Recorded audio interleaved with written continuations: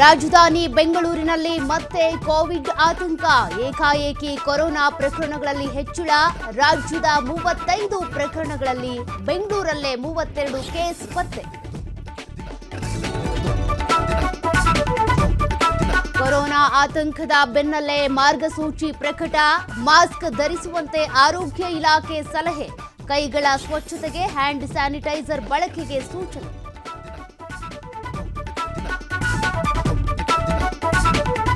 ಬೆಳಗಾವಿಯ 25 ವರ್ಷದ ಗರ್ಭಿಣಿಗೆ corona positive. ಸೋಂಕಿತೆ travel history ನೀಡುತ್ತಿಲ್ಲ ಎಂದ ಡಿಎಚ್ಒ. ಕೊರೋನಾ ಆತಂಕ ಬೆನ್ನಲ್ಲೇ ಮಾಸ್ಕ್ ಧರಿಸಿ ಸಿಎಂ ಅಲರ್ಟ್.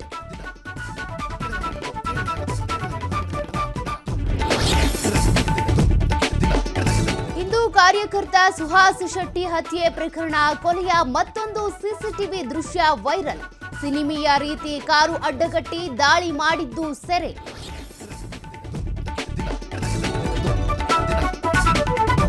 ಜಮ್ಮು ಕಾಶ್ಮೀರದ ಪೂಂಚ್ಗೆ ರಾಹುಲ್ ಗಾಂಧಿ ಭೇಟಿ. ಪಾಕ್ ಸೇನೆಯಿಂದ ದಾಳಿಗೊಳಗಾದವರ ಜೊತೆ ಚರ್ಚೆ.